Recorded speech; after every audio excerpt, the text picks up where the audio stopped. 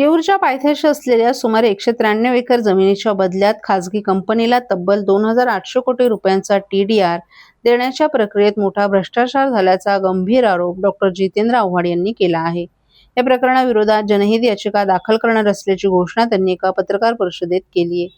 ठाणे महानगरपालिकेनं चितळसर मानपाडा येथील 193 एकर जागा बायोडायव्हर्सिटी पार्क म्हणून आरक्षित केली असून त्याच्या मोबदल्यात Dayabhai and company private limited या कंपनीला सुमारे 2,800 कोटी रुपयांचा TDR दिला जात असल्याचा दावा आव्हाड यांनी केलाय. याबाबत त्यांनी शहराध्यक्ष मनोज प्रधान यांच्यासह महापालिका आयुक्त सौरभ राव यांची भेट घेतली. आव्हाड यांच्या मते संबंधित जमीन 1975 पासून संजय गांधी राष्ट्रीय उद्यानाच्या अखत्यारीत असून वन विभागाच्या ताब्यात आहे. 1982 मध्ये महाराष्ट्र महसूल न्यायाधिकरणाने ही जमीन कंपनीला देण्यास नकार दिला होता. मात्र 2017 मध्ये हा निर्णय फिरवण्यात आल्याचा आरोपही त्यांनी केलाय. सुरुवातीला कंपनीने जमीन नको असल्याचं पत्र दिलं असतानाही नंतर त्यांनाच मालकी हक्क बहाल करण्यात आल्याचा सवालही त्यांनी उपस्थित केलाय. याशिवाय पर्यावरण संवेदनशील क्षेत्रात मोडणाऱ्याच्या जमिनीवर ठाणे महापालिकेनं उद्यानाचं आरक्षण टाकून TDR देण्याची प्रक्रिया सुरू केली आहे.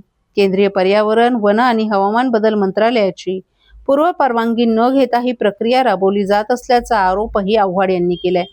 या संपूर्ण प्रकरणात वन विभाग, काही वरिष्ठ अधिकारी तसंच राज्य शासनाच्या संबंधित विभागांच्या भूमिकेवर प्रश्नचिन्ह उपस्थित करत आव्हाड यांनी संगनमत आणि आर्थिक गैरव्यवहाराचा संशय व्यक्त केलाय. तसंच वन खाते मंत्री गणेश नाईक यांनी या प्रकरणावर मौन का बाळगलं आहे असा सवालही त्यांनी केलाय. दरम्यान या आरोपांवर संबंधित कंपनी, वन विभाग किंवा राज्य शासनाची अधिकृत प्रतिक्रिया अद्याप समोर आली नाही. ठाणे महापालिकेकडे तिजोरीमध्ये खडखडाट आहे. मात्र TDR साठी 2800 कोटी जे आहेत त्या 28 कोटींचा भ्रष्टाचार महापालिकेकडून. महापालिका आणि वन खातं असं कंबाईंड आहे. तेरी भी चूप मेरी भी चूप. पण या भ्रष्टाचारामागे सर्वात मोठी भूमिका ही वन खात्याची आहे. आम्हाला मुख्यमंत्र्यांना विचारायचंय की आपण डोळे मिटून गप्प बसणार आहात का? आपल्या कानावरती हे सगळं येत असताना सर्वोच्च न्यायालयात म्हणजे ही लढाई गेली 1975 पासून दायाबाई विरुद्ध वन खातं असताना आज 50 वर्षानंतर जेव्हा निकाल येत आहेत तेव्हा वन खातं सर्वोच्च न्यायालयात का गेलं नाही? हा, सर्वोच्च न्यायालय वन खात्याला ठरलं असतं तर आम्ही समजलं असतो, पण जायचंच नाही. याचा अर्थ तू भी ले मैं भी लेता हूं, सब मिलके बांट के खाएंगे. विधिमंडळाच्या पटलावरती त्यांनी म्हटलं होतं, पटलावरचा रेकॉर्डवरचा. नाही, माझीही अशी भावना आहे की एवढा मोठा भ्रष्टाचार उघड्या डोळ्याने गणेश नाईक बघणार नाही. पण गणेश नाईक शांत काय आहेत? गेले 8-10 दिवस पेपरमध्ये हे सगळं होत असताना गणेश नाईक एका शब्दानेही बोलत नाहीत. मग उघड आरोप होईल की गणेश नाईकच ह्याच्यात सामील आहेत, जो मी करत नाहीये. पण गणेश नाईकांनी मौन सोडावं. त्यांच्यावर कोणाचं प्रेशर आहे का की तुम्ही जाऊ नका सर्वोच्च न्यायालयात, उच्च न्यायालयाचा निकाल आहे तो चालू द्या, पुढे घेऊन जाऊ का? मुळात दायाबाईंनी ही जमीन मागितलीच नव्हती. मूळ दायाबाईंनी मागितलेली जमीन फक्त 24 एकर होती. मग हे सगळं पुढे कसं काय आलं?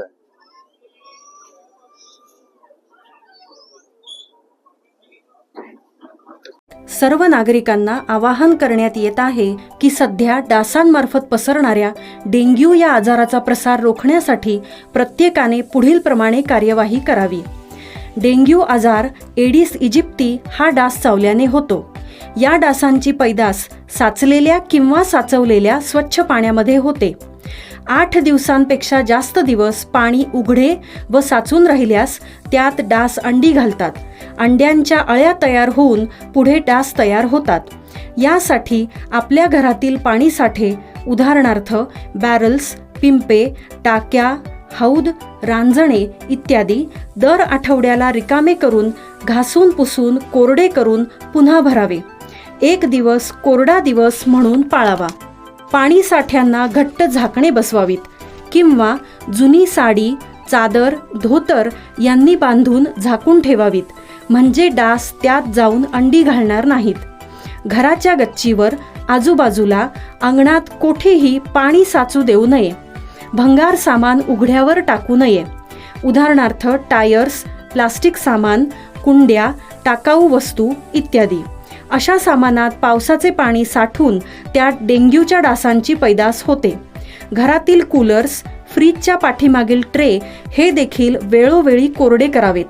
लक्षात ठेवा, नुसत्या फवारणीने डास घनता कमी होत नाही, तर त्यासाठी डास पैदास ठिकाणे नष्ट करणे ही आपल्या सर्वांची जबाबदारी आहे. कोणताही ताप अंगावर न काढता जवळच्या शासकीय रुग्णालयात मोफत औषधोपचार घ्या. अशा प्रकारे नागरिकांनी सहकार्य केल्यास डेंग्यूचा प्रसार रोखणे सहज शक्य आहे.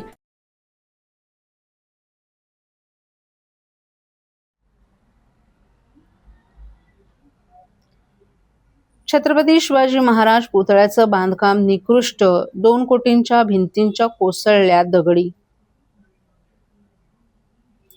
हिंदवी स्वराज्य संस्थापक छत्रपती शिवाजी महाराज यांच्या मेघडंबरीमधील सिंहासनाधीश पुतळा 2 महिन्यांपूर्वी शिवप्रेमींसाठी खुला करण्यात आला. मात्र निकृष्ट दर्जाच्या बांधकामामुळे चौथाऱ्याच्या भिंतीची दगडी कोसळल्या असून बुरुजाचे दगडही निसटण्याच्या स्थितीत आहेत. छत्रपतींच्या स्मारकामध्येही ठेकेदारानं भ्रष्टाचार केल्यानं शिवप्रेमींकडून संताप व्यक्त केला जातोय. छत्रपती शिवाजी महाराज हे महाराष्ट्राच्या शौर्याचं प्रतीक आहे. प्रत्येक व्यक्तीसाठी हे एक नाव नसून समता, प्रेरणा, आस्थेचं केंद्र आहे. महाराष्ट्रासह संपूर्ण भारताला हिंदवी स्वराज्य देणारे छत्रपती शिवाजी महाराज यांच्या मेघडंबरीमधील सिंहासनाधीश पुतळा ठाण्यातील घोडबंदर रोडवरील आनंदनगर येथे उभारण्यात आला आहे. सुमारे 2 कोटी रुपये खर्चून उभारण्यात आलेला हा पुतळा म्हणजे रायगडावरील मेघडंबरीतील सिंहासनाधीश पुतळ्याची प्रतिकृती होय. छत्रपती शिवाजी महाराजांच्या पदस्पर्शानं पावन झालेल्या ठाणे नगरीतील घोडबंदर रोड परिसरात भव्य अशा छत्रपती शिवाजी महाराजांच्या पुतळ्याची मागणी होत होती. त्यानुसार परिवहन मंत्री प्रताप सरनाईक यांच्या संकल्पनेतून आनंदनगरच्या नव्या चौकात छत्रपती शिवाजी महाराजांचा पुतळा उभारण्याचा निर्णय झाला. त्याकरिता सरनाईक यांनी विशेष निधी उपलब्ध करून दिला. किल्ले रायगडावरील छत्रपती शिवाजी महाराज यांच्या मेघडंबरीमधील सिंहासनाधीश पुतळ्याप्रमाणे पुण्यातील शिल्पकार सुभाष भरेकर आणि शिल्पकार अमित भरेकर यांनी 8.5 फुटांचा छत्रपती शिवाजी महाराज यांच्या सिंहासनाधीश पुतळ्याची निर्मिती केली आहे. तसंच रायगड किल्ल्यावरील मेघडंबरीप्रमाणे 16x9 इंचाची मेघडंबरी तयार केली आहे. किल्ल्यांचे 4 बुरुजही बनवण्यात आले असून त्या बुरुजांवर 4 तोफा आणि शस्त्रधारी मावळे बसवण्यात आले. 30 मीटरच्या चौथाऱ्यावर पुतळा बसवण्यात आला आहे. छत्रपतींच्या भव्य पुतळ्याचं 6 मार्च रोजी तिथीनुसार झालेल्या शिवजयंती दिनी परिवहन मंत्री प्रताप सरनाईक, महापौर शर्मिला पिंपळकर, उपमहापौर कृष्णा पाटील यांनी लोकार्पण केले. अवघ्या 2 महिन्यात या पुतळ्याच्या चौथाऱ्याची एका बाजूने भिंत कोसळली आहे. भिंतींच्या दगडी कोसळल्यात तर बुरुजाच्या भिंतींच्या दगडही पोकळ झाल्याचं दिसून येते. 2 दगडांमध्ये सिमेंट भरलं नसून ते कोसळू शकतं अशी परिस्थिती आहे. छत्रपती शिवाजी महाराज स्मारकांच्या कामाची चौकशी करून संबंधित ठेकेदारावर कारवाई करण्याची मागणी शिवप्रेमींनी केली आहे. वाहतूक ऑपरेटरसाठी व्यावसायिक वाहने खरेदी करण्यासाठी सोपी आणि विश्वासार्ह कर्ज सुविधा. कर्ज मर्यादा 1 कोटी रुपयांपर्यंत, 5 वर्षांची परतफेडीची मुदत, आकर्षक व्याजदर. TJSB fleet term loan.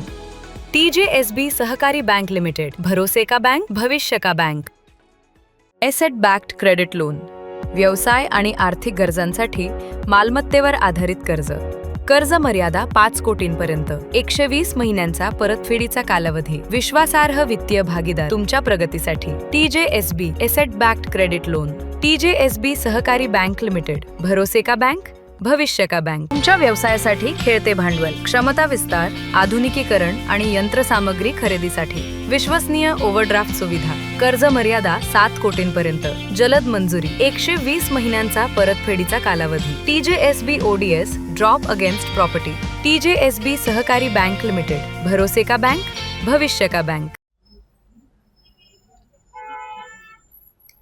ठाण्यातील काही भागांचा पाणी पुरवठा राहणार 24 तास बंद. ठाणे महानगरपालिका क्षेत्रात मुंब्रा, दिवा, कळवा, माजिवडा, मानपाडा आणि वागळेच्या काही भागात प्रभाग समितीमध्ये महाराष्ट्र औद्योगिक विकास महामंडळामार्फत पाणी पुरवठा करण्यात येतो.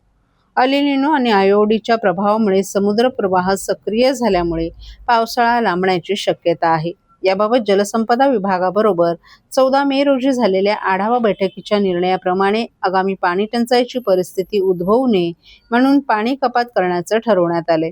त्यानुसार महाराष्ट्र औद्योगिक विकास महामंडळाचे जांभूळ जलशुद्धीकरण केंद्र येथून होणारा पाणी पुरवठा गुरुवारी 4 जून रोजी दुपारी 12 वाजल्यापासून शुक्रवारी 5 जून रोजी दुपारी 12 वाजेपर्यंत एकूण 24 तास बंद राहील. शटडाऊनच्या कालावधीत ठाणे महानगरपालिकेअंतर्गत दिवा मुंब्रा प्रभाग क्रमांक 26 आणि 31 चा काही भाग वगळता कळवा प्रभाग समितीमधील सर्व भागांमध्ये आणि वागळे प्रभाग समितीमधील रूपादेवीपाडा, किसननगर नंबर 2, नेहरूनगर तसंच मानपाडा प्रभाग अंतर्गत कोलशेत खालचा गाव येथील पाणी पुरवठा 24 तासांसाठी पूर्णपणे बंद राहील. पाणी पुरवठा सुरू झाल्यानंतर पुढील 1 ते 2 दिवस कमी दाबाने पाणी पुरवठा होणार आहे याची नागरिकांनी नोंद घ्यावी. तसंच पाणी कपातीच्या कालावधीत पाणी काटकसरीने वापरून महापालिकेस सहकार्य करावं असं आवाहन महापालिकेच्या वतीनं करण्यात आले.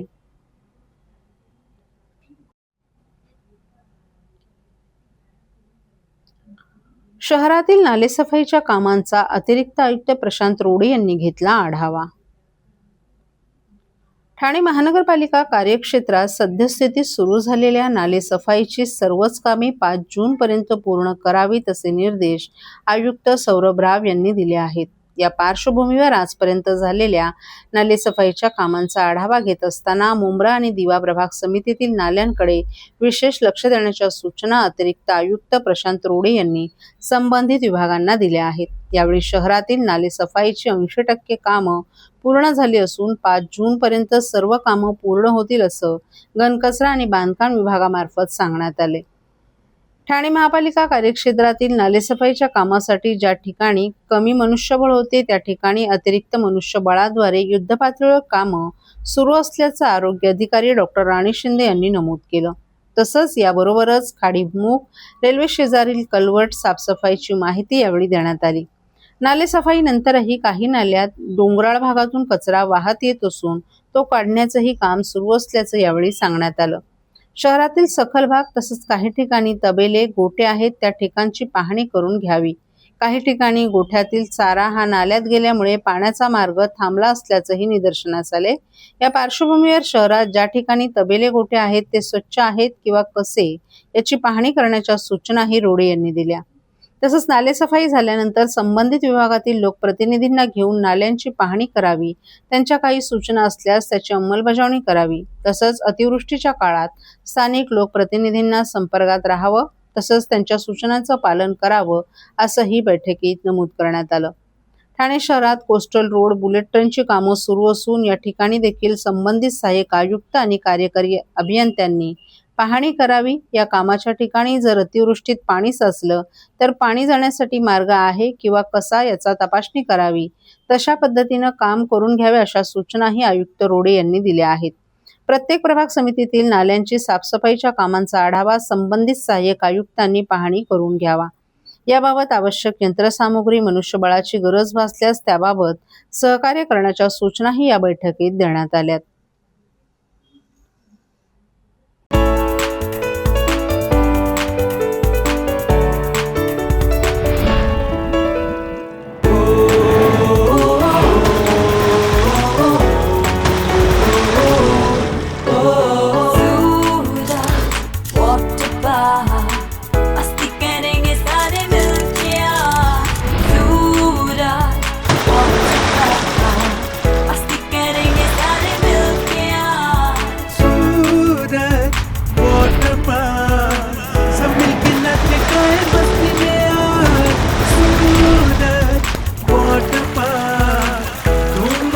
सब मिलके आज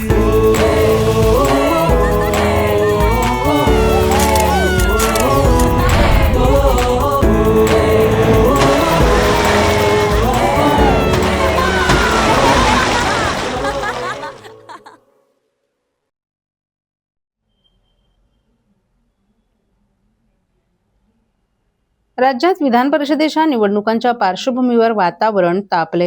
येत्या 18 जून रोजी विधान परिषदेसाठी मतदान होणार आहे. ठाणे विधान परिषदेच्या निवडणुकीसाठी महायुतीचे अधिकृत उमेदवार रवींद्र फाटक यांनी नुकताच आपला उमेदवारी अर्ज दाखल केला. मात्र हा अर्ज दाखल करताना भाजपच्या दिग्गज नेत्यांचं तब्बल 9 आमदार गैरहजर असल्याचंही पाहायला मिळालं. त्यामुळे आता जिल्ह्यात मोठी चर्चा रंगली आहे. भाजपची ही अंतर्गत नाराजी आगामी निवडणुकीत रवींद्र फाटक यांना घातक ठरणार का, अशा चर्चा राजकीय वर्तुळात रंगू लागल्यात. ठाणे जिल्ह्यात भाजपचं संख्याबळ जास्त असल्याने ही जागा भाजपला हवी होती अशी जोरदार चर्चा होती. मात्र ही जागा शिवसेनेच्या पदरात पडल्यानं भाजपच्या गोटात कमालीची नाराजी असल्याचं बोललं जाते. रवींद्र फाटक यांनी नुकताच अर्ज दाखल केला. मात्र अर्ज भरताना भाजपचे ज्येष्ठ नेते गणेश नाईक, मंत्री रवींद्र चव्हाण, आमदार संजय केळकर, मंदा म्हात्रे आणि नरेंद्र मेहता यांच्यासह 9 प्रमुख आमदारांनी पाठ फिरवल्याचं चित्रही पाहायला मिळालं. या आमदारांच्या अनुपस्थितीमुळे महायुतीमधील अंतर्गत धुसफूस चव्हाट्यावर आल्याचं चित्र निर्माण झाले. आता भाजप आमदारांच्या गैरहजेरीवर आणि नाराजीच्या चर्चांवर उमेदवार रवींद्र फाटक यांनी भाष्य केले. शिवसेना भाजप युतीचा अधिकृत उमेदवार म्हणून आपल्याला उमेदवारी देण्यात आली आहे. अर्ज भरताना दोन्ही पक्षांचे अनेक मान्यवरही उपस्थित होते.